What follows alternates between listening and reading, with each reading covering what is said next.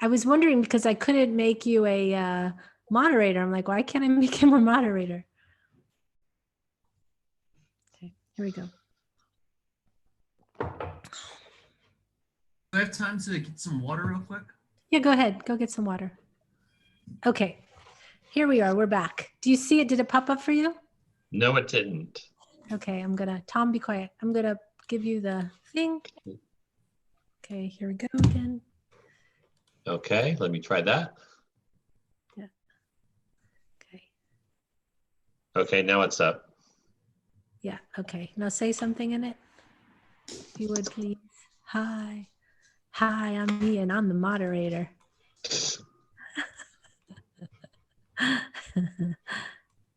Okay. So you'll have like a little wrench by your name or something. Do you have a wrench? No. Oh, yeah, I do. I do have a wrench. Yeah, okay. So the 5 people are here, so welcome. We're just waiting for Tyler to come back, but in the meantime, we'll just talk amongst ourselves. So welcome everyone. Today is Saturday, November the 16th, 2019. My name is Kara Newman, and this is the Saturday Human Colony Hucolo webinar. And today our very special guest, back again from New York, Tyler Ellison. Hi, Tyler. Hello, how are you? Yeah, very good. Tyler's now, he's impersonating Santa with his red skin. Red skin, my red sweatshirt. I am working on embodying Kris Kringle to the best of my ability. You have a little Kris Kringle thing. Is your hair a little bit red? It can get that way when it's warmer months. Yeah, it can turn a little more red. Yeah, awesome. So why don't I go ahead? I have my dogs getting all riled up here. Why don't I go ahead and introduce who's in the room? Let me see here. Who do we have? We have myself, Ian, who is also the YouTube moderator today because Dawn is not here today. Christine, Deb, Leela, Maggie, Michelle, Reinhardt, Scott, Elaine on her phone. And who else? Elaine's phone. She's the last one. So anyone who wants to come into the YouTube or to the Zoom room, you are welcome. I'm just going to put the URL here into the YouTube chat. If you're interested in coming in, you're welcome to come in and ask questions. Ian will be taking questions out of the YouTube room. So Ian, I'm going to mute you just for the thing. And that's me. I guess they could hear me. I was scratching my mouse on the table. So Tyler, tell us what's been happening. What do you got going on now? So we have a lot of exciting stuff going on. So we just got back from the first live event in New York in Manhattan, which went incredibly well. We had about 20 people for the first event, which was really exciting. And we have that very soon available for sale on nourishyoursoultv.com. And we also have, starting next Saturday, a 4-week class that we're selling for $111. That is all based on developing esoteric skills that can help people more greatly connect with mystical abilities they possess, such as remote viewing, lucid dreaming, being able to detect and alter energies, but in a way that's all geared to help them become more receptive for contact with extra dimensionals and extraterrestrial beings. So this is a class that teaches people skills that can help them in many areas, but in a way that's themed around contacting these extra dimensional beings. Perfect. So I'm very excited to be doing that. It'll be the first channeled class that I've taught. So the whole thing is going to be taught while I'm in that state. And it's 11:11 right now. It's great to be talking. Awesome. Oh yeah. Okay, so cool. Our first class, I believe, is next Saturday, and it's not too late to register. So if people are interested in that, you can go to Nourish Your Soul TV, and that is where we have one of the links for signing up. So if you want more, is that Nourish TV, nourishyourselftv.com. Nourish Your Soul. Nourish Your Soul. Nourish Your Soul. Yeah, I believe it's .com. Okay, and you have a new website, right? I do. Someone snagged TylerEllison.com, so I had to become even more cliche in the web address. Now it's TylerEllison.us. And I was like, oh, that's cool because it's US, but I look at it as like dot everyone. Yeah. So That's my website, tylerellison.us or US, and it's a website that's, I mean, it's up, running, functional. I still have some things I want to clean up on it, but if you want to book sessions with me or observe any of the channeling videos I've released so far, you can check out that website. And then I also have my YouTube channel where I have all of the channeling videos I've ever released for the public, and that is Health Thyself at YouTube. Perfect. So make sure you like and subscribe to this channel, and we've seen our numbers going up and up. So thank you for everyone who's doing that. And if you're, watching this, please click the button that's somewhere down there. And then please go also to your channel. And I'll make sure that in the description, I put your channel and your website and everything. I appreciate it. Yeah. So we should do a blessing. Who wants to do a blessing? And if you want to, you got to shout it out because I only have 4 people with their cameras on here. So Deb, do you want to do a blessing? Sure. There's Deb's picture. Okay. Anybody else want to do one? Reinhardt, do you want to do a blessing? He usually wants to. She's like, no. Okay, Deb, it'll just be you then. Ian, do you want to do a blessing or not? He's going, no. Okay. All right. All right. Go ahead, Michelle. I mean, Deb, sorry. Sorry about that. I'm all hyped up. I'm having coffee. All right. Okay, thank you. Okay, go ahead. Ai ka tusi naya ua ta tio ko naya ta. Ina I o ka iti I o sua ta. Na ino ana o ka iti so sayatu. Na I ko ata na I ko a o ati ta. Na I o ka te ya. Namaste. Namaste. Right. Thank you. All right. So Tyler, why don't you tell us like what's going on for you? We just had the 11/11, the Lionsgate portal, and anything energetically that you feel is really going on for you that you want to talk about? Yeah, that's a really good question. So I feel that, how would I describe it? I feel like I've been in a very powerful time of transformation and releasing of self-judgment and the idea of judgments I put into the world around me. Like I feel like the sort of lesson learning phase that I'm in with the universe has been what I consider to be sort of back to the basics of understanding, interfacing with reality. I find with channeling too, it's very easy to get wrapped up in like really heady concepts that are great and beneficial and can be very illuminating. And I feel like I got so wrapped up in a lot of those things that there were certain like basic perspectives for harmony with the universe that I sort of got away from a little bit. And I feel like this last like 2 weeks, I would say, have really been based around that idea of returning to those basic perspectives, such as treating each person as yourself. When you're speaking to another individual, speak to their core, speak to the heart of them, recognizing the reality around you is just a projection of the energy within you. So all of these things I feel like, which are very sort of basic ideas, which in no way takes away from how powerful they are, but I feel like they're the very basic ideas people get familiarized with as they start waking up, are ideas I've relearned and had to re-experience in sort of like a forgetful way, like forgetting those ideas and then being like, oh, why is there suffering? Why is there all of this extra weight associated with how I feel? And then remembering that it's because I'm not looking at reality in a way that's authentic to its nature. So in my own journey, that's a lot of what I've been experiencing. And it's been very beautiful. I'll be completely honest. Like I feel like it's helped me connect with people a lot better. I feel like it's helped make me a better listener. And these are just some examples of the benefits I've seen from that experience. So that's been my last 2 weeks or so, I would say, but really started peaking about a week ago. Yeah, I found like I had a lot of stuff coming up, like anger and then exhaustion and then confusion and then all of a sudden like waves of sadness and I I was like, well, this is just, but they were really like waves of stuff coming over and not really anything that I felt attached to, but it was just like, okay, I'm just going to sit.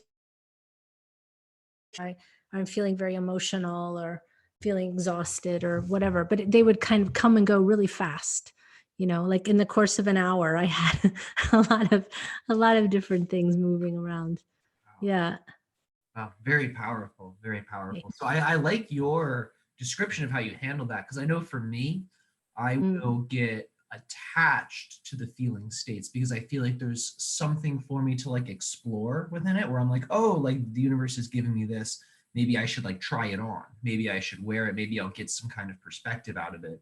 But I like your approach of being non-attached to these things when they come up, and recognizing that it is like a wave and you're sort of getting splashed with it rather than it being something that you're carrying with you. I do psychic readings a lot. I don't know. That's what I do for my profession. And so I do readings every day, all day. And one of my things is I get if I'm that emotion, and I've just very much, as an empath, I've just very much learned to wait before I react to the emotion. Because I know now that things I'm picking up are, so I'll feel it, and it might be I think I feel it until I can notice it and just say, okay, this is emotion. This is sometimes joy and bliss, but all of it, I just tend to just sit with it for a moment to see, one, is it mine? Two, usually when I identify it, it dissipates. If it's somebody, quick to like just say, oh, what do I have to do with it? I really am in that mode of notice and observe, and then decide, do I want to pick this up or not pick it up? Yeah. So that's been a big learning for me to do that. It makes me a little more, yeah, it keeps me a little bit more sane, because when you're picking up all kinds of stuff from other people all the time, if you think it's you, it could be really, really distracting. Definitely. Yeah. Disorienting, to say the least. Yeah.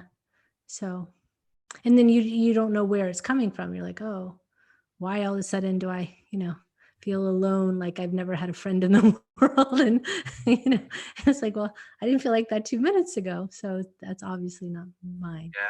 Yeah, exactly. And that's a big teaching I feel I've been coming into alignment with, is that idea is like, if it doesn't feel like my authentic expression that I can know on some level, it's automatically not mine. So any choice to bring it with me is sort of bringing along something that really isn't designed for you in the first place. So the idea of recognizing like what the feeling of one's true nature is and what that innermost self is, and then looking at the concepts we're carrying, the beliefs we're carrying, and seeing if any of those things we're carrying actually match up with that signature frequency of ourselves. And it's like, if it doesn't match up, then it's like, okay, you can put this down. And if you're carrying it, just accept you're carrying it and be like, okay, it's fine, no judgment, and put it down, when you feel ready to. And I think, these are really good. Like sort of what we were saying before. They're they're basic things. They're basic things that I feel like it's possible to overlook them, which I think is hilarious, but also shows the cyclical relearning I think that we all go through. Yeah, things keep coming back and back and back until we get them, I think. We always, the universe always gives us that opportunity to, if you missed it the first time, it's going to come back around. It'll always come. That's my favorite part about it. The fact it always comes back is truly my favorite part, even though it doesn't always feel like welcome or fun at first, especially if there's not like a foreshadowing of its return that's obvious. You're always like, well, I mean, you see that in the people that say, oh, I always date the same kind of girl, or I always date the same kind of guy. And why do I always meet these guys? It's like, because you haven't, move past what you have to learn with that type of person. Or why do I always go to jobs where, this happens to me? Well, there's a lesson in there. There's something there for you. So it's time to unpack it. That's beautiful. That's beautiful. And that, like, I mean, so I hear that and it makes me, I like apply it to my own position where I am right now, where I feel within my own journey, I'm in a position of what I consider to be extreme external newness. So in the, like, I mean, everything's always new, but in the reality around me, the certain familiarities that I've had in place over the years have like completely at this point vanished just from me taking steps. And now when I look to the reality around me, there's some things that are very similar, but a lot of it is like extremely different. And that also has this like quality of uncertainty that's built, not sort of built into it, I would say, or it feels like it's built into it. This feeling of the unknown or uncertainty or more mystery, I feel is like very overtly present. And that to me is interesting because it sort of reflects the idea of an opposite notion of what you said before, of the people that are attracting the same things to them. And that's so that they can receive the lessons from those things, whatever pace they're ready. But then I think about the position I'm in and that some other people are in, where what they've manifested into their reality is like incredibly different. So when they look around, it's like a whole new landscape. But what remains somewhat similar, I find, is the internal landscape, like the internal cycles that come up. I find there's still some familiarity there. But yeah, I just thought that was interesting to share. It is interesting. I have also the view that the more in observational mode you become, because those things are always going to come up. There's always going to be the opportunity to be angry or any of it. And the more you have an observational attitude, the more you can really, really describe or decide for yourself, do I want to pick that up? Can I just let it float on by? Can I just let it just be? Because it's always going to come up. It's always going to be, there's always going to be that opportunity to pick it up or not pick it up. And the more we're in that awareness, the more we're willing to just let stuff go. There's a girl I know, and she's really something. She's really has the clear understanding of how her thoughts create a reality in such a grounded way. But she said to me one time in the most calm, sort of Zen voice, but was without any pretense, really genuine. And she said, I simply don't allow myself to think about anything I don't want. I just don't do it anymore. And she didn't say it like, I don't do it. And, she just she was just like, I know the power of my thought. I know the power of what I focus on, and I just don't do it. And I can see in her life, she really doesn't. And it was so powerful to me in that moment just to witness her clarity of knowing without any kind of ego about it or any kind of, there was no pride in what she said. It was just really, I know. She said to me, she said, the moment that I realized that my thoughts created my reality, I just chose to never think about anything that I didn't want. And she just doesn't. I mean, it's just kind of like she just got it, and it's just really beautiful. And the, if we can get there, if we can really embrace that and know it, it's the knowing of it that makes it so easy for her to do, because she really knows it. She just gets it. And so she thinks, so now when she's choosing something, she ponders, what do I want to focus on? Not what do I like, what will make me happy, but what am I going to focus on now? And they fit the criteria. And I just think it's really, really powerful that she does that. And her name's Louise Kay. I don't know if anybody knows her, but she's really. Oh yeah, I think I've spoken with her before. Yeah, she's really, really very, very grounded, centered. Yeah, people like that are some of my favorite people. They just speak their truth, and it's like such obvious wisdom. You're like, whoa, okay, I should be maybe taking notes or like writing this down. Well, I mean, just the observation of it is like, so, it's like, wow, it really does work like that. Yeah. So we have a lot of people in the chat now. We have a bunch of people over there, and then we're going to open up the chat for questions. We're going to take questions for the room, but if you want to start channeling, if you're ready, we would love to have you. I am. I was wondering too, I wanted to see two things. Are we able to take a break at the 45-minute mark? We can. We are in 15 minutes. We'll be at the 45-minute mark. Oh, I mean, after having started the sure. Yeah, we can. We can definitely do that. Someone in the room want to be a timekeeper? Well, it's half after, so it'd be quarter after the hour if we start in the next few minutes. Right. And then I also wanted to see too, is it possible to have the people that are proposing the questions actually speak the questions? Is that something that can be done? If they're in the Zoom room, they always do. Oh, if they're in the YouTube or in YouTube, I always call it the YouTube. If they're in the YouTube, then they can't, but I did post the link for the Zoom room. If you want to come in, you can come in. You're welcome. I know it helps to hear the voice of the person. Totally, it totally does. You get there's so much the vibrational signature of that person. Yeah. So any y'all in the YouTube want to come in, you're welcome.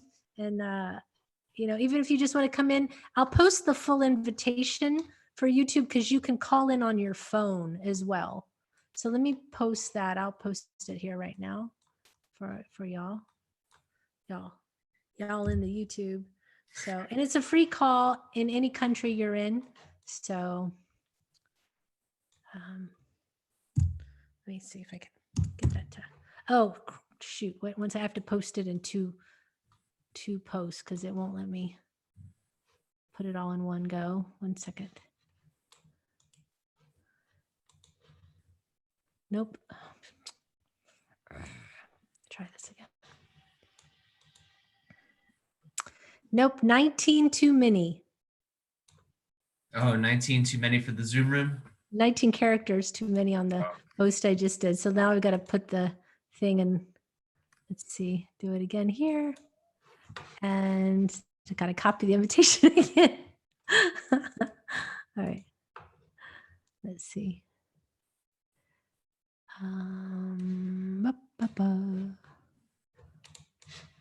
Okay.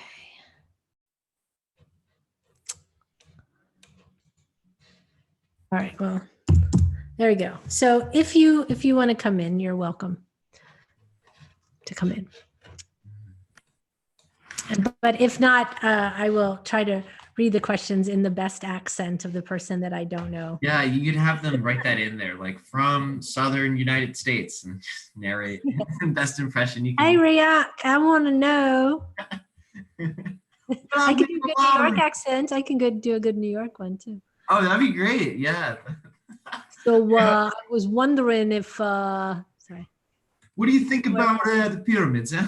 Yeah. What are you thinking about the pyramids? Yeah. Oh, this got so much more fun. When are those aliens or whatever gonna come over? I keep seeing one out my window every night. What do you make of it? I could do like a Puerto Rican accent. Yeah. Oh, this is so fun. All right, so I'll get into. Put your question and the place you're from. Yes. I'm not gonna. Yes, please make sure to put where you are located so you can be sure to get the accent part of this perfect. And if you have a name that's not common, please put if you're a man or woman, especially if your name's something like, does dances 21. Please say if you're a man or woman. Okay. Awesome. Well, I will get into the state and then have a great time with the guides, and we'll take the break at the 45-minute mark after 45 minutes. We'll do a break. No problem. Awesome. Enjoy, everybody. Thanks for doing this.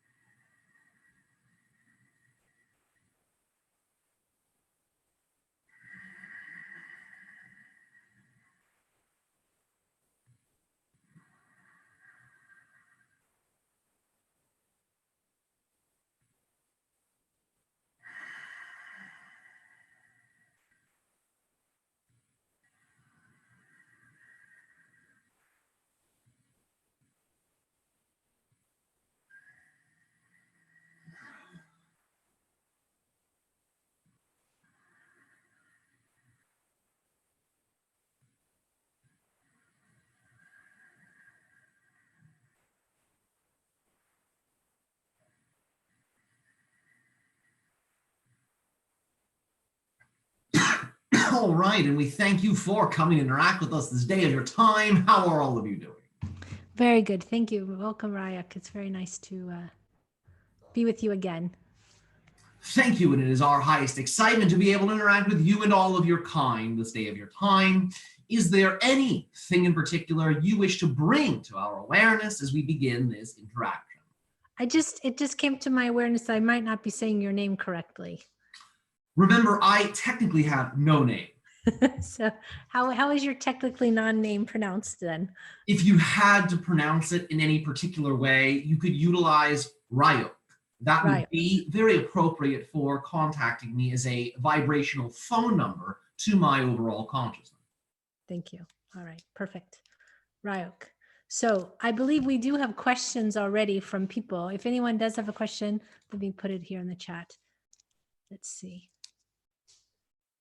If you do have a question, go ahead and put it in the chat. And if you do have a question in the YouTube, you can. But maybe if it's possible, do you want to start with a message to us? All right, we will begin this transmission with the following idea. Recognizing that you are beginning to approach your new year of 2020. Understanding 2020 reflecting back to your ability to clearly perceive physical reality. The ability to understand and recognize that physical reality is literally a spontaneous creation that emerges from you and is organized by your internal energy. So right now, many of you are moving through a phase within your overall energetic development where you are beginning to observe, you are beginning to release, you are beginning to transform any energies that you are utilizing within your innermost self that generate external reality experiences that you do not prefer. And the idea is many of you at this phase in your development are beginning to release these things, transform these things. As you complete this releasal phase within yourself, you then will approach 2020 with a energy body that is better equipped to be able to see clearly into the internal and external levels of reality so you can perceive the weaving of life that unifies both of these dimensions, the outer dimension and the inner dimension. One of the ways you can begin to prepare for your shift in consciousness collectively that's occurring as you move into 2020 is the idea of imagining that right now you are seeing with perfect 2020 spiritual vision.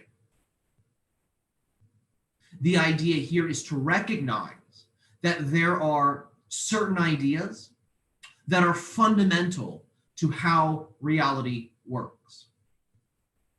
Many of these ideas have been discussed in your ancient religions, your ancient cultures, karma being one of these ideas. What you put out is what you get back. This is one fundamental aspect of creation. Other fundamental aspects of creation are recognizing that all things that you experience within your reality are technically one thing. This is another fundamental aspect, fundamental idea of creation. As you move into 2020, these fundamental ideas will become obvious. They are going to become something you clearly perceive, you clearly experience at all moments. The idea is before 2020, begin to really dive in to these ideas, begin to apply these concepts as the tools that you use to build and sculpt your relationship with the reality around you. And begin to get well versed and well practiced in these concepts, in these ideas. So when you then set foot into the new dimension of experience that represents your transition into 2020, you will be already ahead of the curve, so to say. You will be riding the leading edge of consciousness, and you will be maximizing the natural energies of that time period in a way where it can assist you in accelerating your own internal learning processes that are akin to what you understand to be your life theme. Understanding that you have many life themes while you are on Earth, and these many themes that you explore are all geared to assist you in learning and remembering more of who you actually are. That is why you manifest any external situation. Any external situation that you experience is automatically designed to reveal to you more of who you actually are. You could say that is the end result of any external activity, for you to remember more about yourself, for you to expand and experience more of yourself. So as you ride this leading edge, it will allow for you to go through those lesson learning processes with great ease, so that you can see the obvious teaching in all situations that you experience, thus allowing for you to rapidly move into a great deal of different directions that represent your passion, represent your excitement, without getting caught up in certain cyclical behaviors that represent challenge or burden while you are exploring these themes. The idea is when you can allow for yourself to receive that information from the teacher, from the theme, you will not get in that way caught up or stuck, so to say, or create the experience of being stuck within any of the twists and turns contained within the plot. So being able to see reality clearly will allow for you to navigate those lesson learning themes and their pathways clearly. So begin to try these concepts on now. Begin to own these concepts, if you wish, as if they were fundamental to who you are. That when you talk to another person, you are always, without exception, talking to another version of yourself. Whenever you are interacting with an object, with an environment, you are automatically interacting with another expression, another extension of yourself. The energies you contain and cultivate and focus upon within your being are always, in some way, shape, or form, going to reflect back to you externally. Begin to own these ideas. Begin to wear them as if they were empirically true for the reality. And as you begin to reorient your understanding of life around these ideas, you will be riding that leading edge into 2020, able to see with crystal clear clarity what the reality is teaching you, what the reality is showing you, so you can very powerfully experience all types of different energies, all types of different locations, all types of different individuals that are more and more and more geared to assist you in your process of self-discovery and self-transformation. We thank you for listening to this primary message, this day of your time in relationship to how to begin to prepare for the collective shift you will all be making. Thank you very much for that. Michelle has a question. Go ahead, Michelle. All right.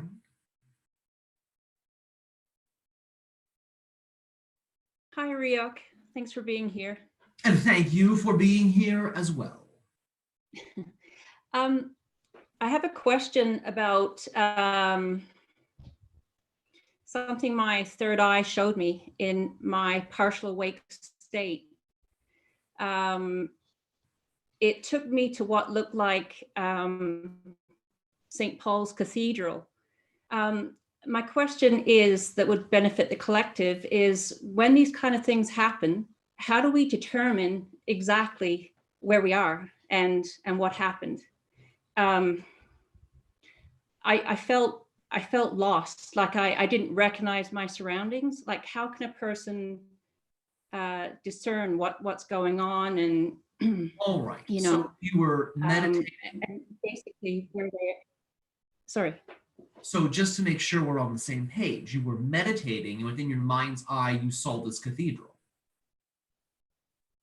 No, it was in my partial awake state. In my partial awake state, I saw these ripples in my third eye that became very clear. And then I saw what looked like St. Paul's Cathedral. So, and then it just disappeared. And then I was in some sort of landscape that I didn't recognize. So my question to you is, when these kind of things happen, how do we discern exactly what happened and where we are at that time? Like, how do we get some kind of point of reference as to what's going on? All right. Well, first and foremost, recognize that there are going to be certain bits of information that are going to show up at specific moments within your journey. The idea is the information that you have access to is always going to be an equal match for the energy that you contain within you. Do you understand this idea so far? Yes. All right. With that being said, recognize as you become a greater vibrational match for that imagery and for what was revealed to you, the more of that information you will then be able to access. The more like it you allow for your vibration to be, the more of that information you will then see. It will come through to you much more clearly.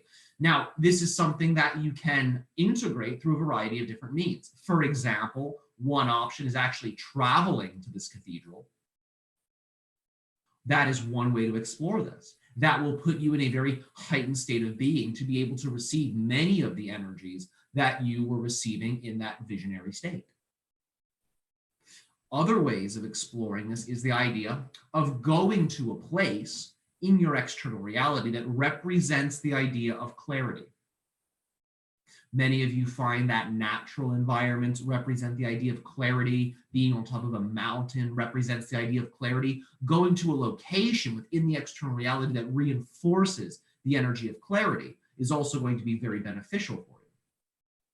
The idea is that the more removed you can become from that which is externally familiar, and the more you can go into an environment that represents clarity and novelty, the easier of a time you will have being able to observe the energies behind that imagery, behind the vision. Because you will have shifted your perspective so much that you will no longer be judging or evaluating the contents of the vision with preconceived notions. You'll be looking at it from a fresh slate, a blank slate. And the energies of the natural world can help you in that process, in removing the older, more status quo perspectives from your translational mechanism of how you're understanding that vision. These are some ways you can go about it. That is why many of you, when you have visions, you're prompted to meditate, because in the meditation, you're also doing a similar thing. You are releasing associations with the external reality, with mental constructs, with states of being. You're shedding your skin in certain ways so you can see more. And the same is true for when you mix it up by going to more naturalistic environments or going to locations that represent the energetics of that vision. There are other cathedrals you could visit, and that would also be able to tap you in certain ways to that energy. But these are some concepts you can try on if you wish. I appreciate that. Thank you very much. You are so welcome. We're excited to hear about what you discover. Thank you. Leela has a question. Go ahead, too. Leela. Oh, sorry, I didn't mean to interrupt you. Leela has a question. Go ahead, Leela. All right. Blessing, stranger. I think I am meeting you for the first time. Can you hear me? We can hear you, yes, and blessings to you as well. Thank you for your existence. Thank you for your gift. I would like to talk about Excalibur sword. Yes, do you know who created Excalibur relic? What magician did?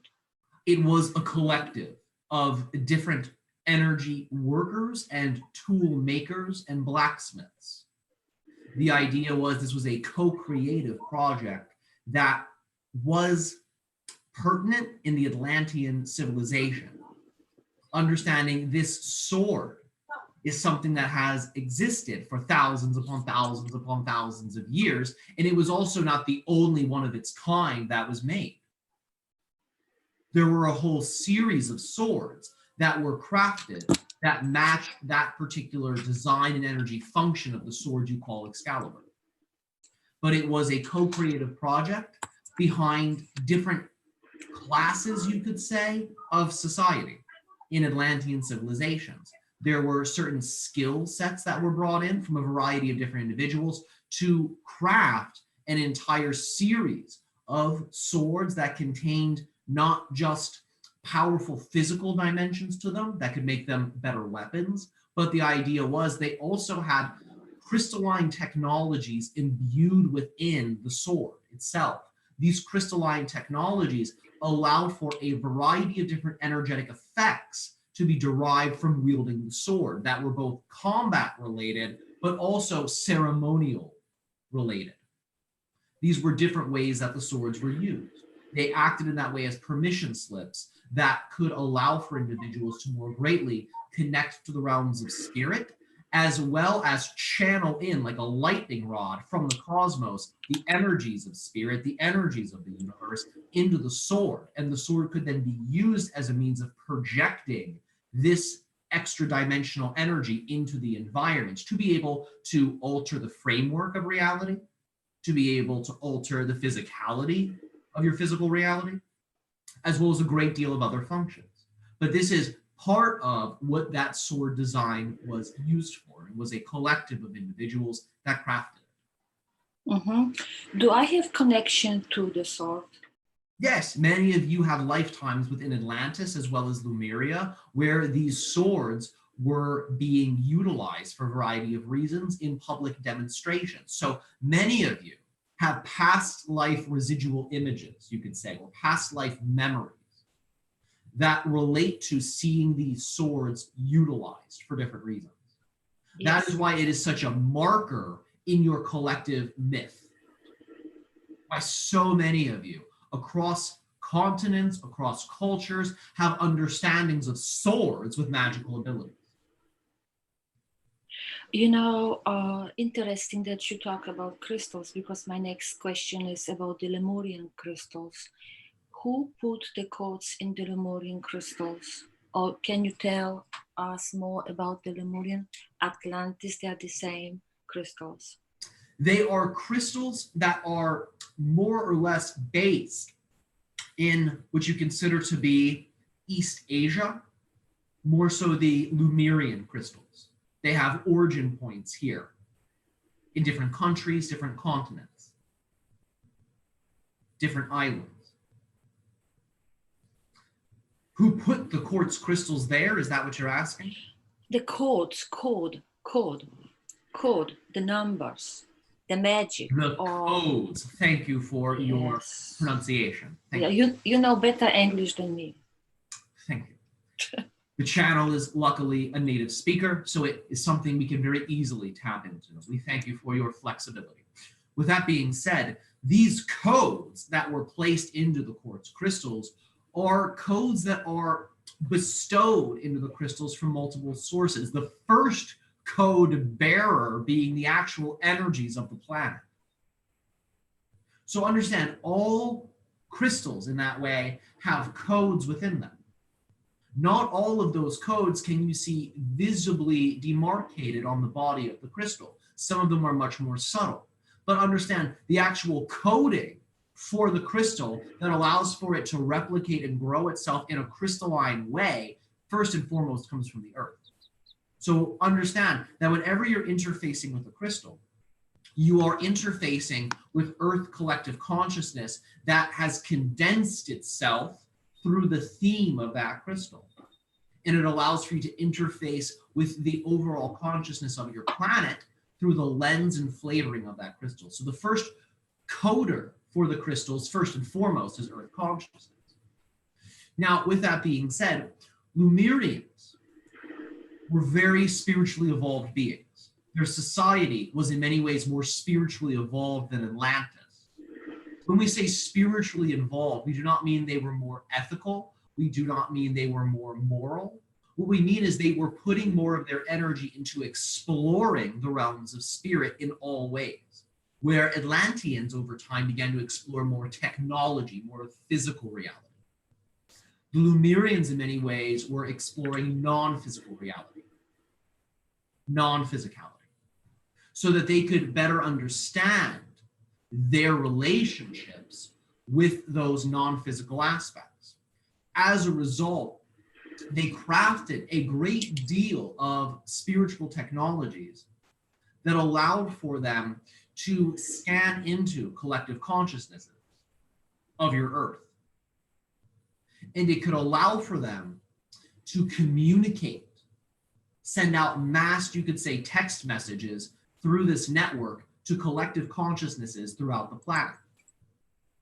It was a form of assisted telepathy, utilizing crystals as well as utilizing non-physical technology. These would be more astral technologies, more etheric technologies. And the idea is that they utilize these technologies of consciousness to be able to program a great deal of crystals throughout your earth, through that collective consciousness network. And they coded those crystals with their frequencies, with their energies. Within these crystals that bear the visible codings that you consider to be Lemurian in nature, those crystals have the ability to be read. They have the ability to be read in light language, as well as whatever language the person reading them speaks as their native tongue. And the idea is all types of different teachings, philosophies, understandings, memories that are indigenous to the Lemurian civilization are coded within these crystals. So they are databases, and it wasn't that way the Lemurians that coded them.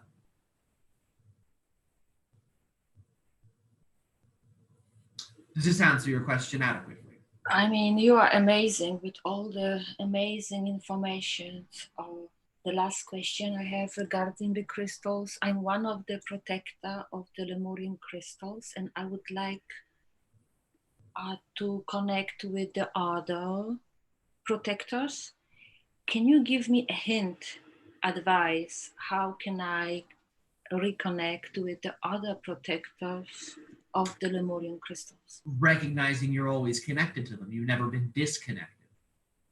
That connection is constant. As soon as you imagine that connection inside of yourself and you feel that vibration, you're actually tapping into that connection. So as soon as you think about connecting with these other individuals, you are already connected to them. It's that instantaneous. The idea is to follow that feeling. Follow that feeling into your actions within your external reality.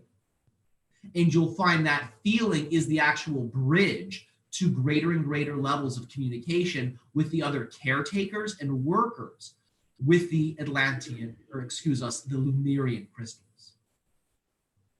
That's wonderful. It's always the same answer, but always helps to remember.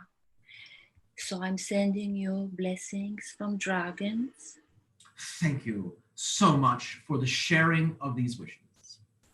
And thank you for your wonderful answers. Really like it. Thank you. You are always infinitely welcome.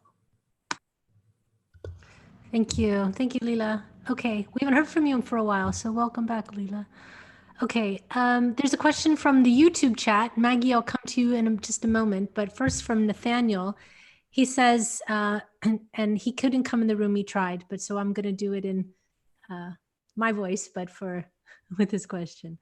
He says, your race has advanced more so intellectually than emotionally it has, or may be the cause of difficulty in your race's ability to move forward in your evolution or survival of your species.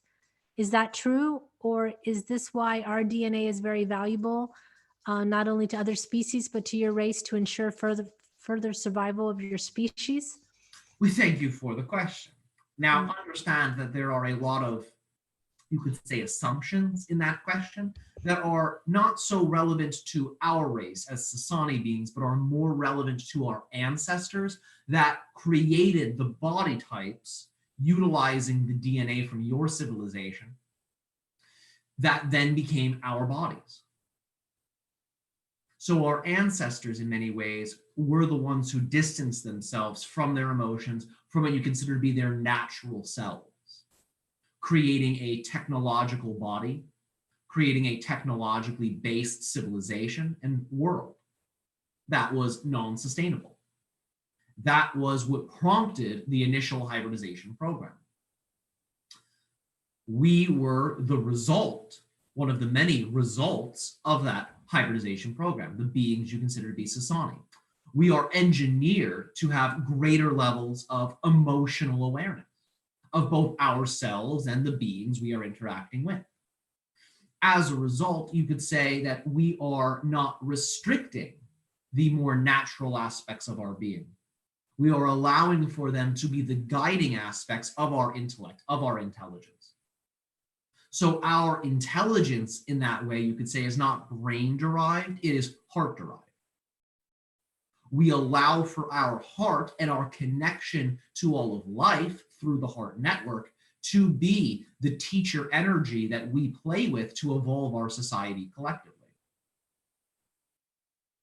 And this is something we are assisting all of you in achieving for yourselves by recognizing that your heart is the ultimate teacher.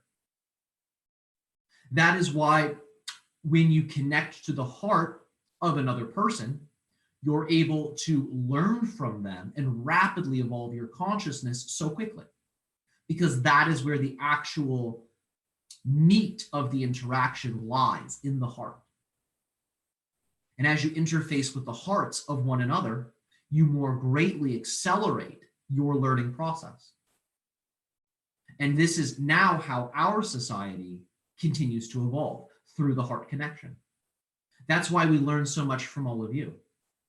We learn more from our heart communications with all of you than we do from any type of DNA exchange.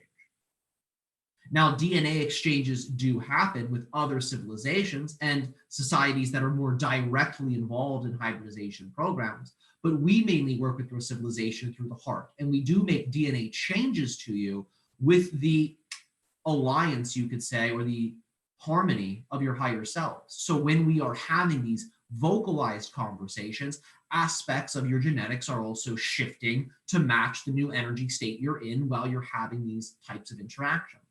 But our civilization does not in that way directly collect DNA. Other civilizations that are more directly involved with the hybridization program are involved with DNA collection.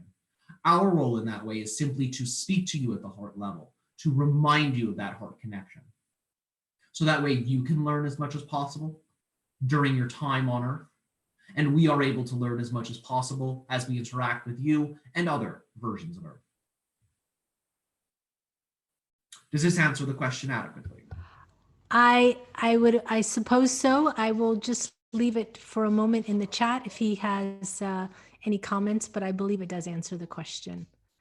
So I'm going to move on to another question. This is from Slava, and he asks that when people were enslaved in Atlantis, were they controlled by anything like 5G cell tower technology that is being rolled out?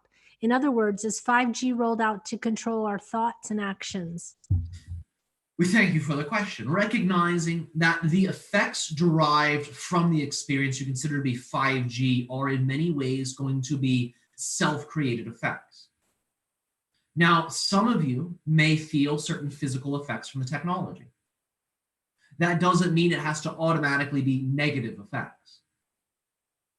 The idea is utilize that technology to your advantage while it is here. It is unlikely it will be a technology that is prominent on your earth. It is unlikely because many of you are recognizing on a collective level that it does not truly represent what it is you collectively wish for your civilization.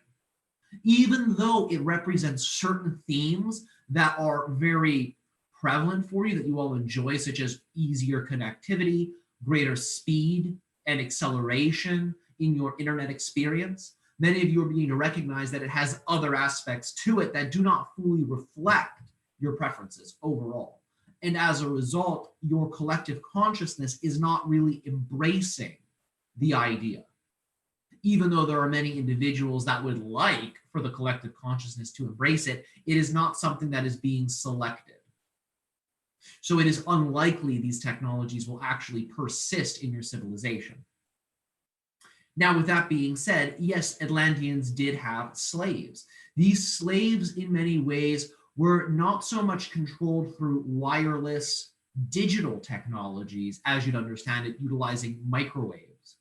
But the idea is they were, you could say, exposed in very heightened ways to a variety of different frequencies that were in many ways coded into crystals, coded into clothing, coded into the environment. These types of frequencies were in many ways designed to create certain states of dedication, motivation. They were also designed to create a dissolving of emotionality. That was the main function of these things. For one to feel motivated, inspired, and driven, but without the idea of emotional attachment. These technologies changed very periodically as the developers of it were working to better understand how to create a more idealized workforce. That is the most we can say about the Atlantean technologies for slavery at this time, but they were meant to induce certain energetic states, to encourage a stronger workforce, as well as to remove certain emotional attachments so the slaves would not become in that way depressed or angry. And it required some tinkering, because many of the emotional qualities that we just mentioned act as motivators. So the technology had to go through many revisions. But what you consider to be 5G is not that. Thank you for that. There's a question from within the room. It was from Maggie, I believe. Let me see. So am I correct? Maggie, go ahead, Maggie. Yeah. Hello, Ryok. Thank you for being with us today. Can you hear me? Yes, we can hear you. All right. Please forgive me if I don't articulate this well. I've been doing a lot of clearing lately, as I think probably a lot of us are right now, and I'm having a sticking point around the feeling or the concept of failure.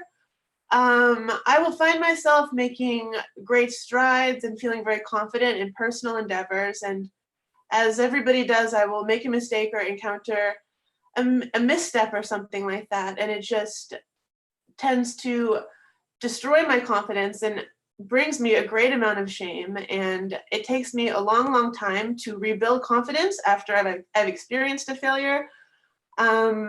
And I know logically this does not serve me, but I'm having a difficult time separating the emotion of shame from the experience of failure. And I would like to be able to integrate this in a positive way, but I'm having a very difficult time with it right now.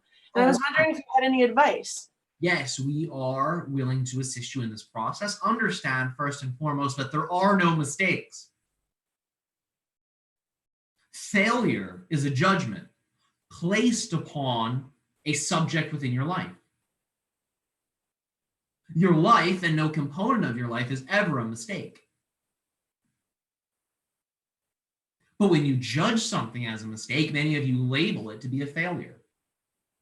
But if you recognize there are no mistakes, then you technically have no failure. Now you may have an expectation saying, but my life should work out this way, or this thing must happen this way.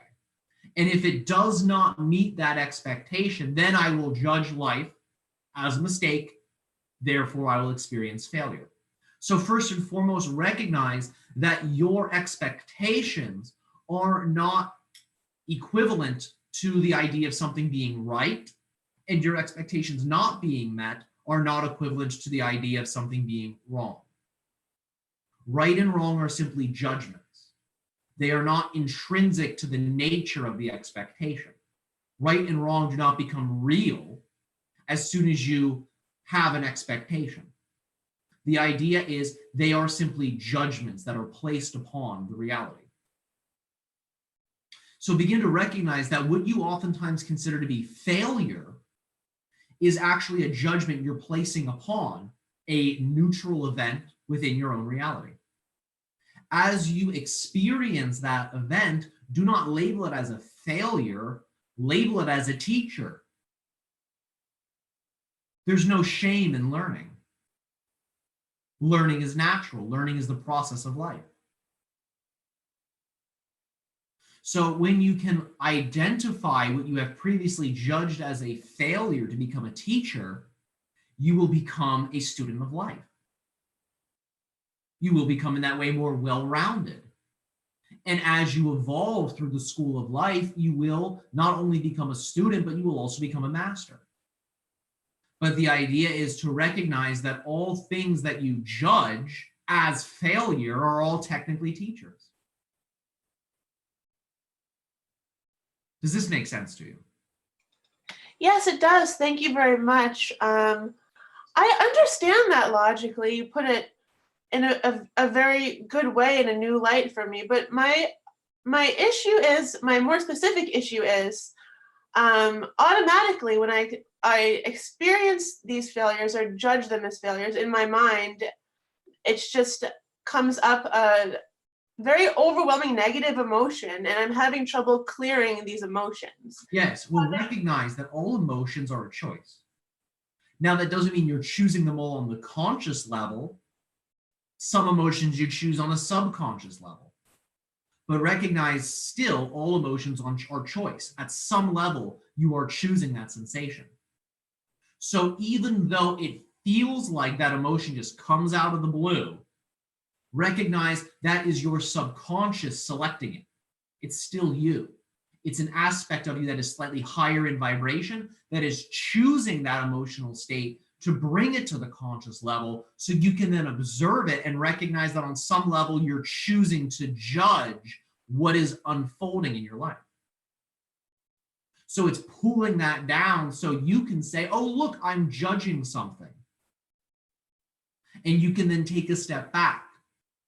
If you begin to recognize that those feelings that seem to be automatic are actually subconscious choices, then the idea is to train the subconscious to choose other emotions, choose other states of being. Do you want to know how you retrain the subconscious to choose other emotions, choose other states of being? Yes. The idea would be to redefine the reality. Redefine what it is to fail. Redefine what it is to succeed. And that way, your subconscious will be working with the new definitions that you create for that subject matter. And it will then pick emotions that are based on the definitions. So for example, if you redefine the idea of failure to be something I do not create in my reality under any circumstances, then as the concept of failure emerges on a subconscious level, there will not be the idea of shame then associated with it, because you don't have a definition of failure that invokes the quality of shame. Do you understand? Yes, thank you so much. That was so beautiful. I appreciate it so much. It's very, very helpful for me. And we thank you so much for your willingness to hear the information. Thank you for that. We are just at 45 minutes. So we will allow the channel requested a break. Yes, How long? Thank you for this. How long would you like the break for? approximately 5 minutes would be Okay. adequate. Fine. Everyone watching in YouTube land, we're going to take a 5-minute break. And we will be back in 5 minutes just to give Tyler a moment to rest, drink some water, and come back. So we'll take your questions. We'll pick it up from there. Thank you. All right. We thank you all so much for your participation in this co-creation. We will speak with you all very soon. Cool. Awesome. So if you need to, please go drink some water. And anybody in YouTube, a good time to refresh your coffee, go to the bathroom. We don't usually do this, but it's normal to need a break. So. Karen, can you tell me who are we talking to through? Oh, Ryok. Who, like I experienced that first time, this channel, and Yeah. who is that? Oh, his name's Tyler Ellison, and he channels Ryok. But who is it? Oh, they're from the Sasani race. Oh, Bashar. Or the Sasani. right. So they are the future humans. Yes. Yes. Right. So they're half Zetas, half humans. Zetas. I don't know if they're half Zetas or not. I think they're. Oh yeah, they do. Oh, are they? Okay. Of course. That's Okay. future humans. That's what they are. Okay. You know, like the other what is the other very famous Zeta, future Zeta group? I forgot. The most common. Sasani or the Sasani? I don't know. Someone maybe in YouTube can tell. Oh, listen, I set an alarm. Of course. Stop. Yeah. So I set an alarm so I could remind. Remind to stop at 15:15. Yeah. So. Yeah. Good. Yeah.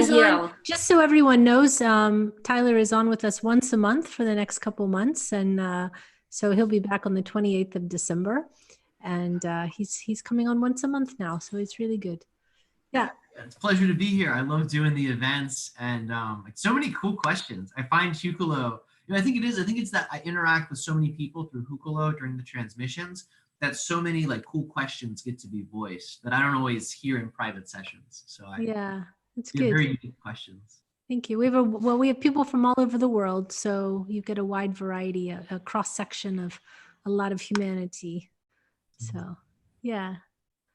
Okay. Let us know whenever you're ready. It's okay. You're no rush. Just take your time, and great. You can all just relax and chill. Tyler's website is tylerellison.us. Yep. .us. Yeah. And thanks, Nathaniel. As soon as I turned on the microphone, my dogs and cats came running in the room like at high speed.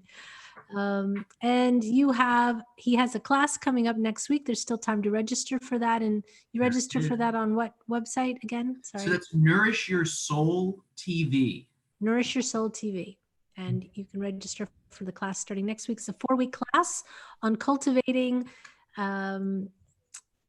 esoteric gifts. Yep. Esoteric gifts that are all geared to allow for you to have deeper levels of connection with extraterrestrial consciousness, but not limited to extraterrestrial consciousness. What he said. It's $111. $111, right? I know that much, yeah.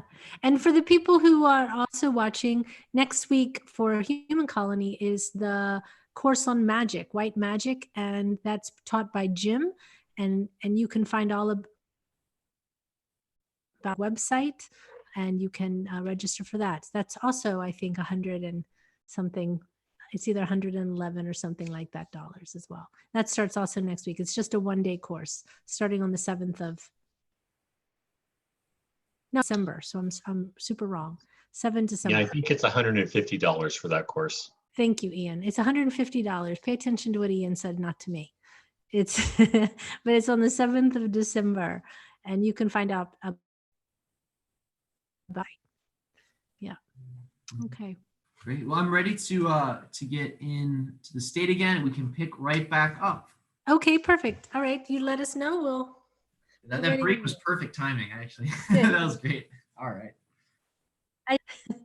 Tell me. Okay.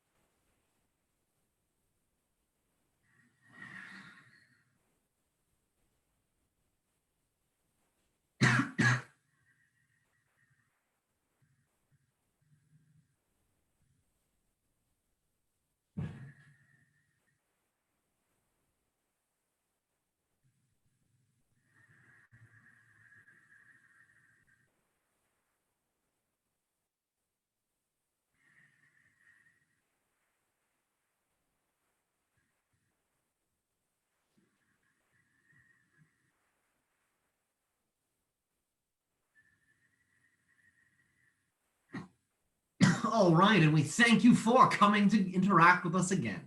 How would you like to proceed in this conversation? Thank you. We have more questions, so I'm just going to start with those. If you can, welcome back. Thank you.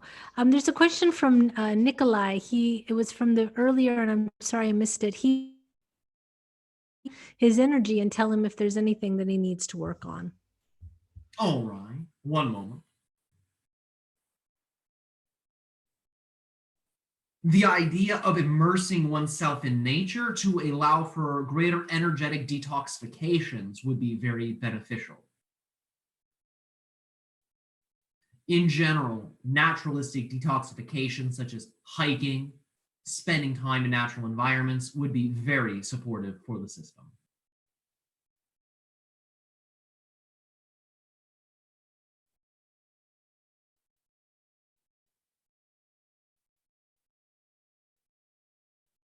Were you able to hear this answer?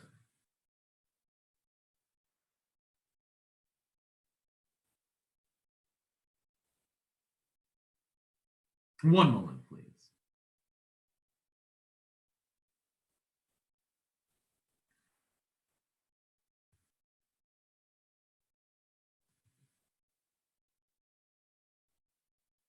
We are unable to hear you. Sorry for that. There is a question from the chat. There's two questions from the same person.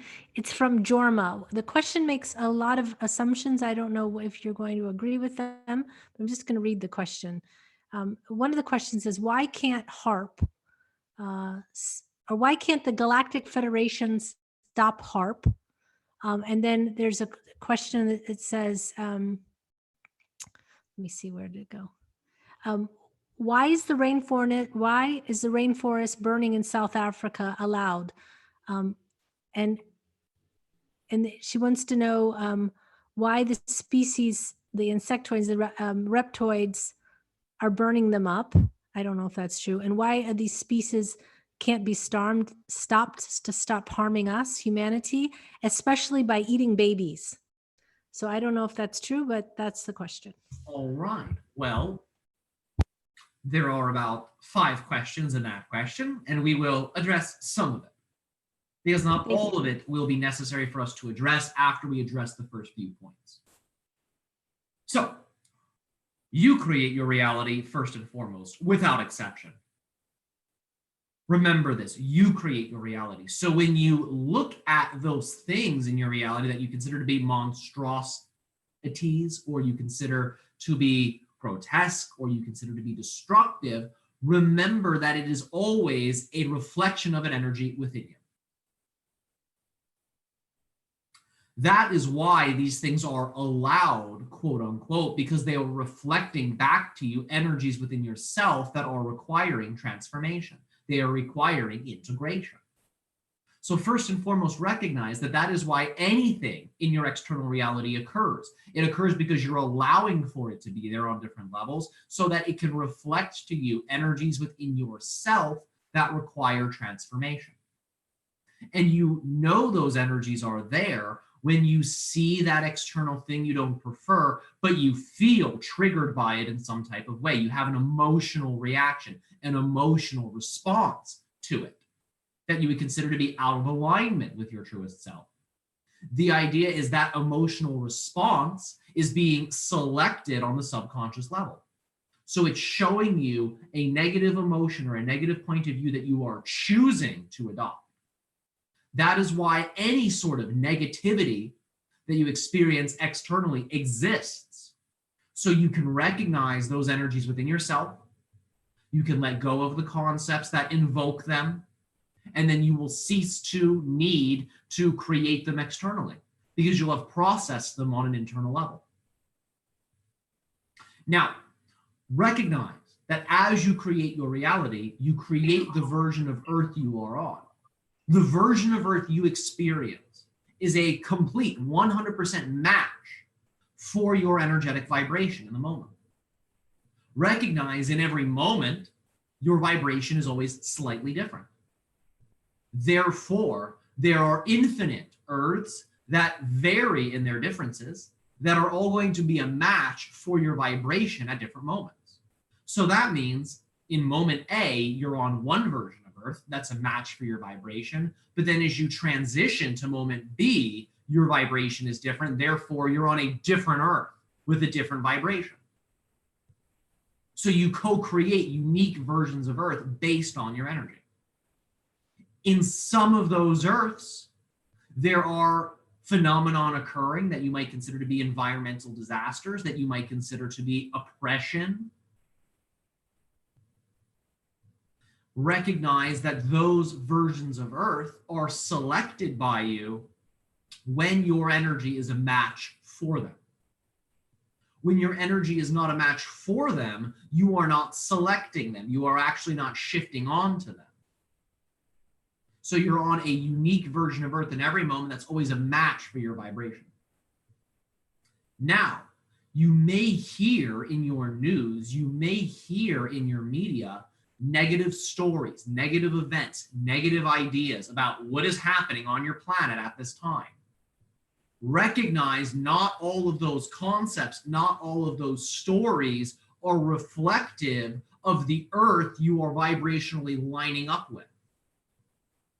So you can still see media, stories, concepts from versions of Earth that actually have nothing to do with the version of Earth that you are on. So recognize that your version of Earth is always determined by your vibration. And whenever you experience something negative within your media that is talking about what's happening on your planet, that doesn't necessarily mean it's happening on your Earth. It may be happening on another parallel reality version of Earth, but doesn't necessarily have to be yours unless you're a vibrational match for it. And as we've said, the reasons that you are showing yourself these negative examples of what can take place on your planet, what can take place in your world, is so you can transform the concepts within you, the energies within you that are in resonance with some of those themes.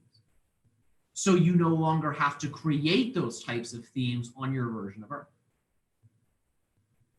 So whenever you find that you are learning about ecosystems and their health or decline of health, recognize that there's a teaching in those types of stories for you that can assist you in creating healthy ecosystems on your version of Earth.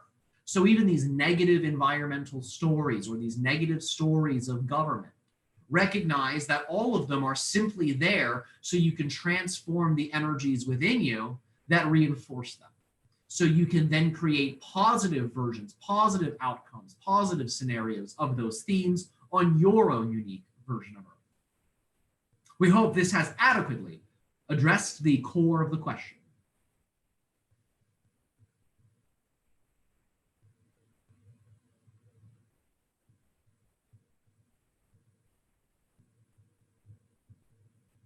We are unable to hear anyone. Is there anyone there? Yeah, 1 second. I'm just finding another question. There's another question for you.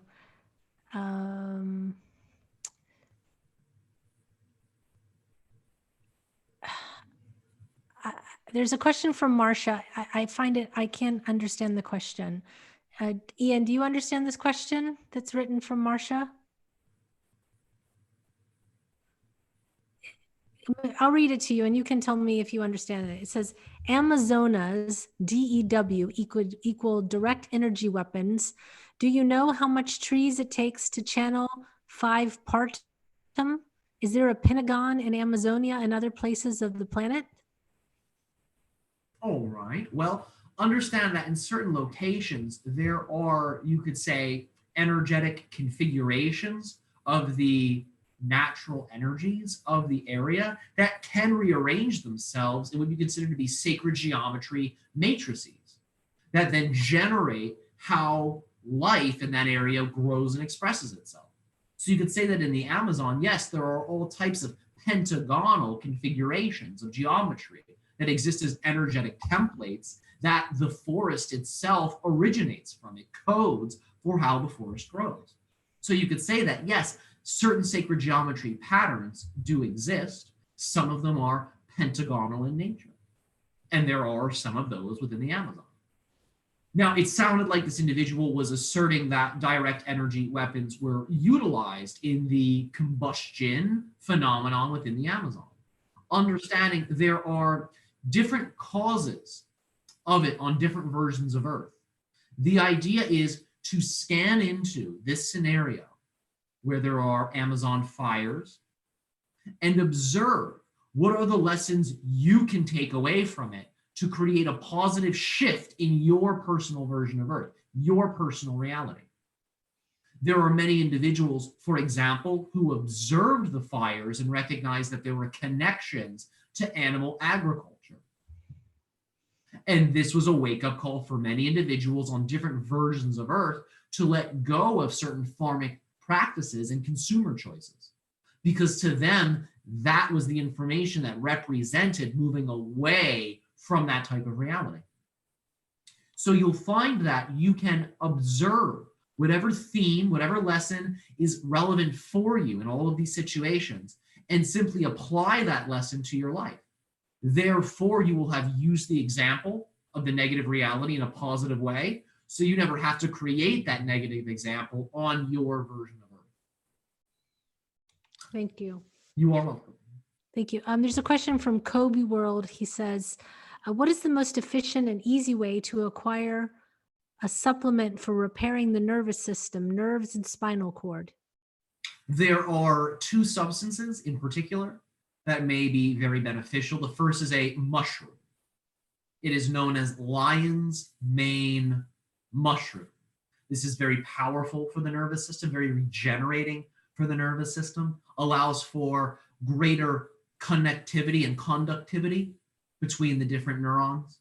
So electrical signals can be better sent and received. In addition to this, there are different trace ionic plant mineral substances that exist that are also very stimulating and balancing for the nervous system, that allow for it to function with greater power, greater conductivity. So it can have a greater means of intracellular communication and extracellular communication. So ionic plant-based trace minerals would be very beneficial, as would the idea of lion's mane mushroom be very beneficial for the support of the nervous system. Okay. There's a question that says, does consciousness have feelings or feel feelings? Yes, because you feel feelings. You are consciousness. Okay. This is all an aspect of your consciousness, this human experience. Therefore, consciousness has feelings. It has emotions. It just happens to pick the human form to experience a great deal of them. But even when you're not in the human form, you're not devoid of feeling. There are certain states of being that are intrinsic to you that you are aware of when you are in the point of view of pure spirit. With that being said, you have access to the plethora of different emotional experiences as a spiritual consciousness, but you can select any of them and let go of any of them whenever you wish. You do not become trapped in them, or rather you do not trap yourself in them, as many of you create while you're in human form. Although you're never really trapped, the idea is you create the illusion of such. The idea is, from the spiritual point of view, as a non-physical being, you can select any emotional state, any state of being you prefer, and you can craft entire reality experiences based off of it instantaneously. Thank you. Okay, Leela has a question again. Go ahead, Leela. Hi, Asasani and Yael. There are two groups, future humans, connection with Zetas. Can you explain what is the connection between Asasani and Yaels and the difference? In many ways came after us in terms of their phase within the hybridization program. You could say we were earlier versions of the hybrid human. They are the later versions of the hybrid human. They're more in that way up to date. The hybridization technology became more perfected during their phase of development, and as a result, it allowed for the genetics to be tinkered in a very unique way where they appear to be more human than we do. They are also in that way more physical than we are. We are more quasi-physical in nature. They are embracing quasi-physicality, but they are more on the lower vibrational end of that spectrum because they are just beginning their journey into exploring quasi-physicality as an entire collective. Understanding that we are, you could say, in terms of how we experience reality as Sasani, more directly interfacing with non-physical consciousness in a very powerful, very collective way. You would understand the Yael collective consciousness to be more greatly interfacing with aspects of the dream world. Understanding the dream world represents the bridge from your physical reality into the realms of spirit. The dream world in that way would be in the middle. That is why many of you enter into the astral world from the dream world. The idea is the dream world is in between the more non-physical aspects of your consciousness and the physical. So they are more directly interfacing with the dreaming aspects of reality, the dream weave of reality. So you could imagine it that they experience their entire existence to be that of a lucid dream, where they're interacting with physical reality. They recognize they have extreme malleability over it. They're able to see that reflected back to them much more quickly, where in your reality, you are less quasi-physical. So the idea is you experience more time in how your energy manifests. They experience less time. In our reality, we experience almost no time. Shifts are very instantaneous. These are some of the differences. And the reason our shifts are more instantaneous is because we are, again, at the upper echelon of fourth density, quasi-physicality. So we are then more greatly interfacing with pure spirit, where they are interfacing with the blending of spirit and the physical reality represented as the dreaming reality. Does this answer some of your questions? I have more questions and you answer perfectly. So future humans are really intelligent. That is very inspiring to work on Gaia right now, to see the future in you. A tall white zetas, I will be working with them next year. Can you please tell me about tall white zetas? They are very skinny and very intelligent. Yes, these represent different phases again in the hybridization program. These beings were developed right before our civilization. Right before Sasani or Shikani beings were developed, our species, this group was developed. They represent the idea of a blending of both the viable human DNA and the gray DNA, slightly more skewed to the gray aspect of that genetic ratio. We are more 1-to-1. They are more gray in nature. The idea is this version of hybrid being represents the idea of understanding that you are all one being, you are all one collective consciousness. As such, the idea is that when you make a shift within yourself, you have a ripple effect that takes place within the entire infrastructure of your collective consciousness. Everything in the collective consciousness reorganizes and shifts around your shifting of your own energy. So you could say that the tall white versions of the Zeta represent the idea of being able to recognize that they are all one being, one hive mind, but that they can create collective states of love, collective states of unity that allow for them to achieve a variety of different effects in the reality as they invoke these collective states. Some of these effects represent the idea of shifting from one reality to the next, what you consider to be time travel, or what you consider to be teleportation. The idea is it also allows for them to directly commune as one voice, one entity, one consciousness with the collective consciousness of entirely different species. So they are able to recognize they are all one being, so they maximize the link they all have together, but then they have also blended that with the ability to choose certain emotions, to choose certain states of being, so they can have very powerful effects and different options of how they can interface with the world around them. This is a little bit of their story, their abilities, and we as Sasani retain many of those abilities. We are all able to induce together collective states to achieve all types of effects, including the idea of helping to co-facilitate this communication with your planet. That's amazing. The last question, and I'm sure everybody loved that question. Human ambassadors.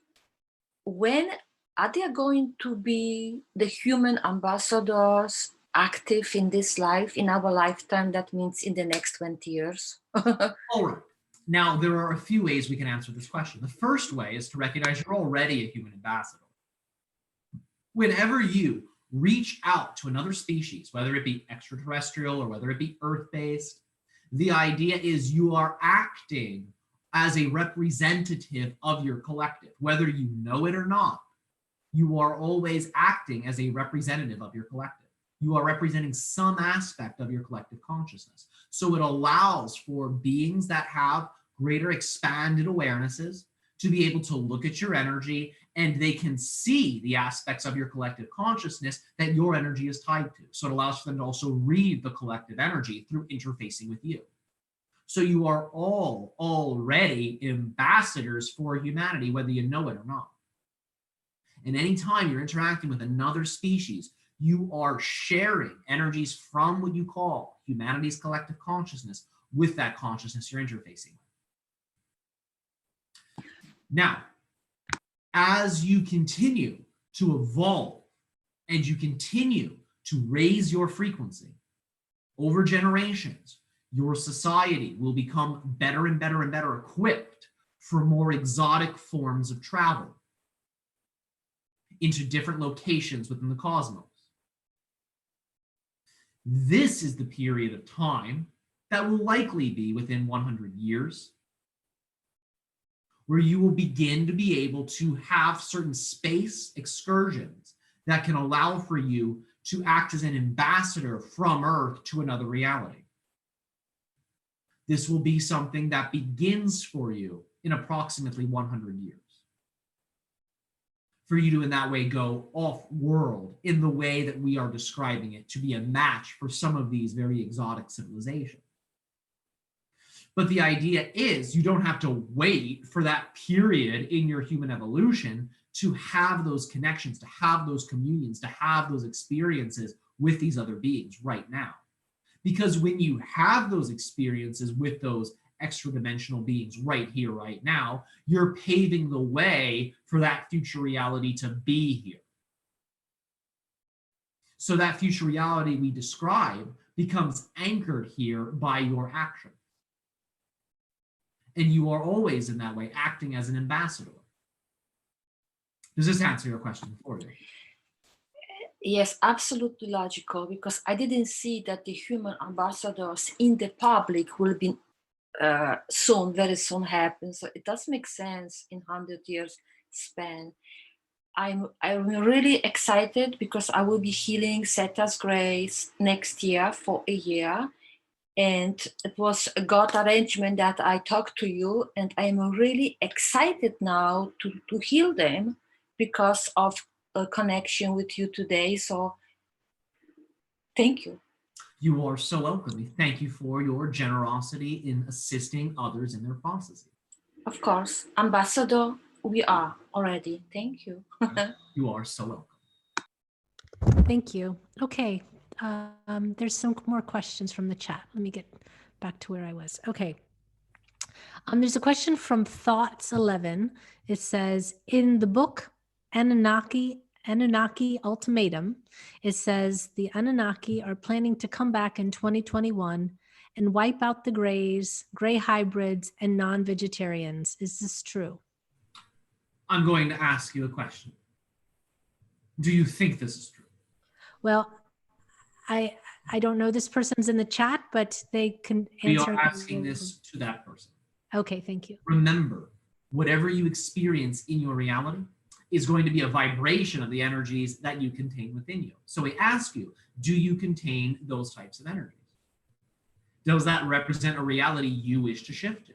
Because remember, there's never a solid, unchanging prediction of the future. There is the scanning of probability. And that scanning is a scanning of the collective energy and the individual energy that are involved in the question that elicits the need for a prediction.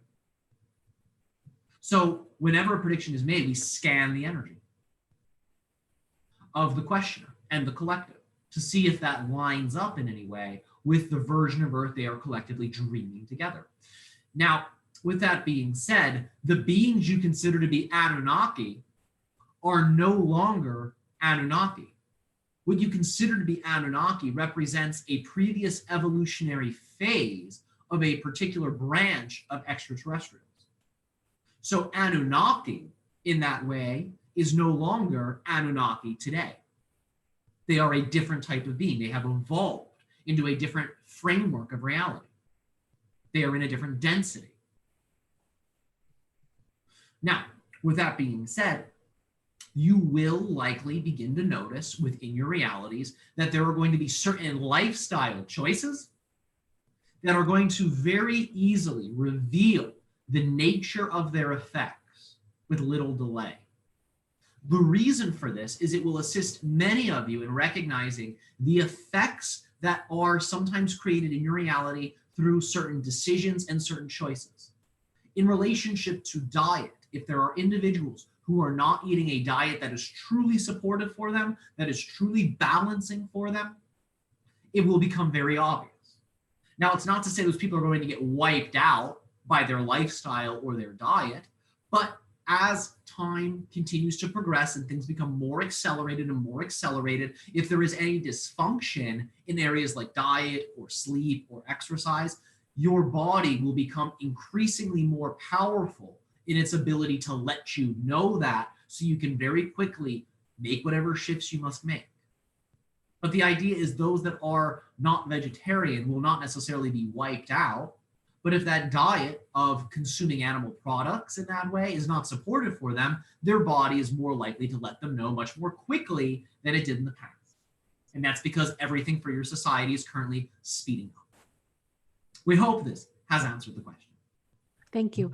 There's a question from Casper. He says, hi, Ryuk. I would like to know about my connection to the Palladian Council of Nine.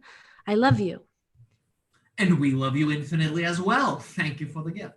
Now, with that being said, many of you are connected to different types of Pleiadian councils because Pleiadian beings in general organize themselves in that way. They are, in that sense, very infatuated with the idea of what you consider to be sacred geometry.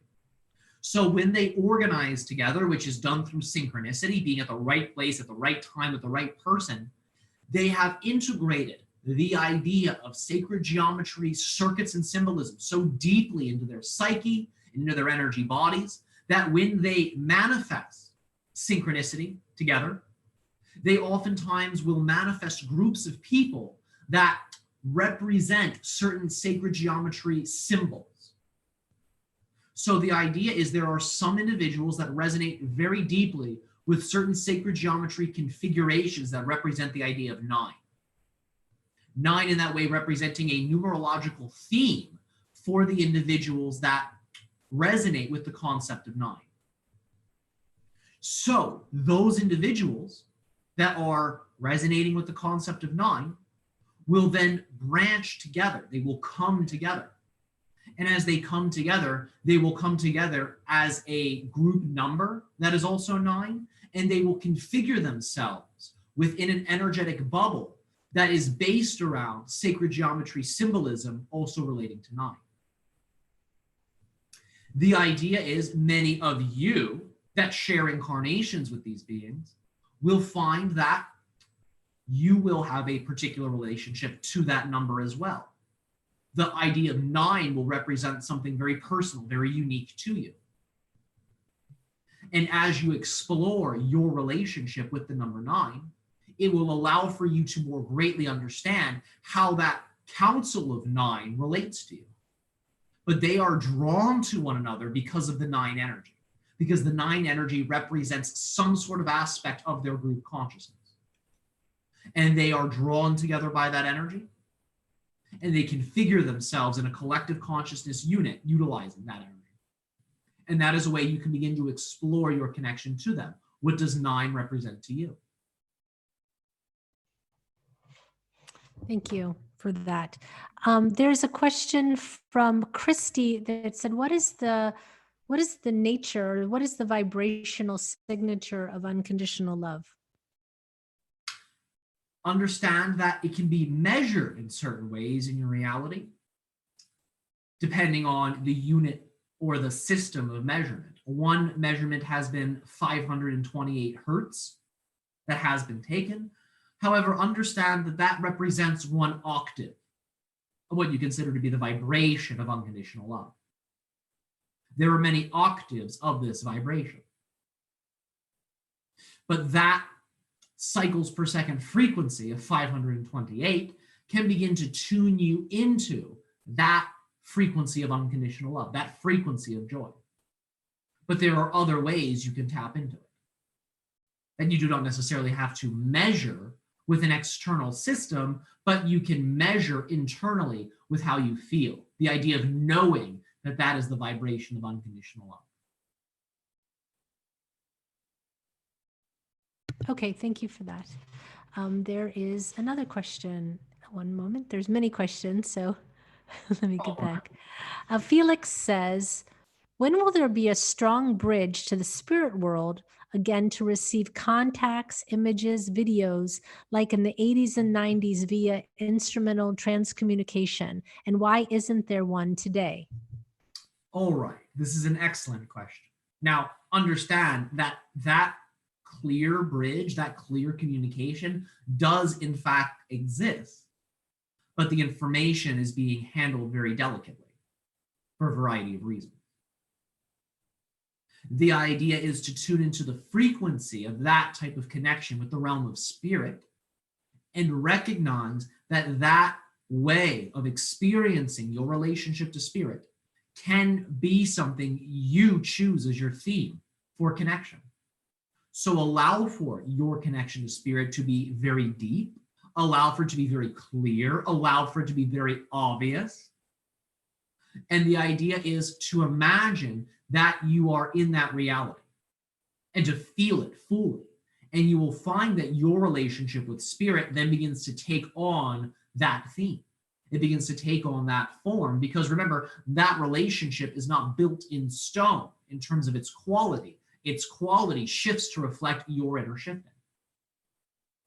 But to answer your question again, there are those who have that type of connection where there is very obvious data exchange between the physical reality and the spiritual realities, and they have captured it. They have allowed for it to become documented. The idea is, again, it's just being handled very delicately. Okay, thank you for that. There's a question from Crossover 93 is the person, and it says, and I just lost it. It says, what things can be done to prep for ascension while still living in a living vessel? How do you train psychic abilities, suggestions for learning mediumship positively? And what can heal keratoconus? Keratoconus, I believe that's a condition. All right. Can you repeat the first aspect of that question? Yes, it said, what things can be done to prep for ascension while still in a living vessel? All right. First and foremost, recognize that you are always, in that sense, preparing. Whether you recognize it or not, you are always evolving. You are always expanding yourself in a linear way through the passage of time on the physical reality level. So understand, any adaptation required for an ascension process is already built in to that process, which you are automatically a part of by choice to be here on Earth at this time. Therefore, your preparation, your adaptation is built in to that process. Now, remember, you can guide your adaptation in a way you prefer or in a way you don't prefer. You can guide your growth, you can guide your evolution in a way you prefer and in a way you don't prefer. The idea would be to align your energies with the frequency of love, with the frequency of joy, and live your life based off of this energy. So that way you can more rapidly adapt, you can more rapidly evolve, you can more rapidly understand creation and your relationship with your creation as a co-creator. It is the energy of love that is the greatest ally in that process. For when you utilize other energies, such as fear, as the motivational energies, then you attempt to learn your lessons and adapt and prepare through a theme of fear. You're still attempting to learn, you're still attempting to prepare, you're still attempting to adapt, but you're doing it through fear, so it takes a lot longer. And oftentimes it is more entrenched with that energy. So it is not something that many of you enjoy.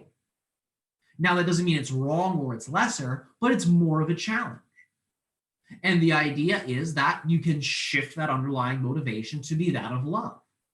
And then you will be able to more readily observe whatever you need to observe, experience whatever you need to experience in your progression of ascension. So you can then download the energies much more quickly, much more rapidly, much more smoothly. So pay attention to the underlying energy which you are utilizing to live your life. And remember that that underlying energy of love that you can choose is infinite. Whenever you feel that you are getting familiar with love, and you say, oh yes, I know what unconditional love is, and it becomes basic to you, recognize that's actually a prompting for you to dive into the infinite mystery of unconditional love, to refresh your relationship with it, to see yourself from new points of view, so you can then bring more of that energy into your reality and apply it in more interesting and creative ways. In relationship to the second part of the question, that is not something we are able to answer at this time. Okay, but there is the class that Tyler's going to be teaching on developing psychic abilities. So maybe that's something that you can take up with Tyler via his website or his Facebook page. We really have reached the top of our hour. We only have about 3 minutes. So would you like to take one more question, or would you, or do you feel complete? One more question, that is all right. Okay, thank you. One moment. Okay, it says, how many alien races? One moment.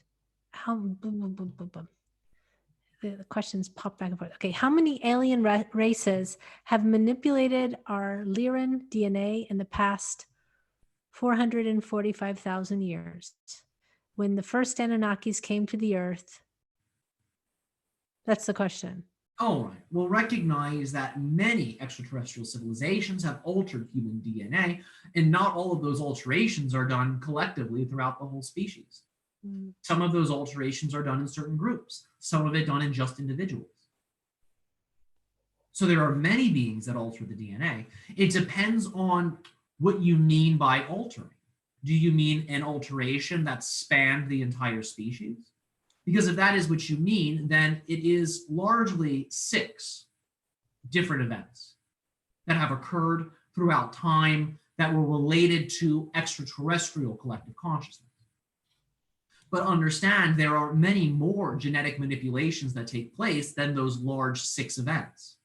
The idea is that these other manipulations are done in smaller groups or sometimes with just individuals, depending upon the individual or group's relationship with the species that makes the alteration. Thank you. Thank you for that.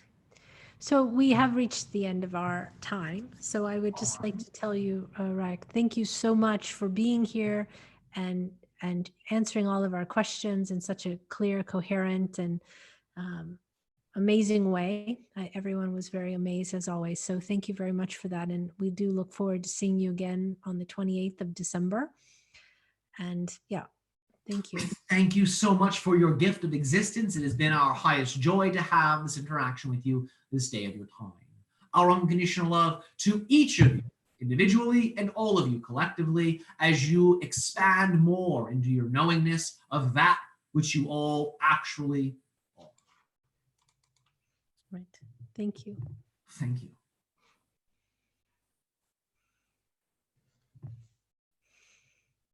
All right. All right. Welcome back. Thank you. So thank you for that. Lots of questions. We had a lot more, but at some point you got to stop. So anyone who had a question that didn't get answered, please hold on to your question till the 28th of December, or come up with a lot more new ones. A lot more new ones, and we'll try to get them answered then. What do you think? Good idea? Definitely. Yeah. Please send as many questions as you can, and then we can build like a question arsenal. Awesome. So for people who want to get in touch with you, I put your website in the chat. And then if they are also interested in your course that's coming up next week, they can also get in touch with you via your website. Is that correct? Perfect. Yeah. So they can get in touch via the website. And then for the class, specifically Nourish Your Soul TV. And I believe that's .com. But that right there, that would be the website to go to for the class. Let me just double check that link. But that should be it. And you can view the class from there. NourishYourSoul.tv. Okay. Nourish Your Soul. Put that there. There we go. All right. So I have that in the chat as well for people. So we will see you in just a few weeks, about a month from now. I know. Very exciting. Very exciting. And next week we will have Jim Charles, and yeah, we'll take it from there. So thank you, everybody. Much love to you. Thanks again, Tyler. It's been amazing to watch your channeling expanding and growing. And thank you. I'm glad we can be a part of it and help support you in what you're doing and sharing your message with everyone. Please, if you have not subscribed and liked our channel, do it there in that button that's right there. Just click it and then click like, and because it helps expand the audience and more people get to exposed to our channeling and help Human Colony. So thank you very much. Much love to everyone, and we will see you next time.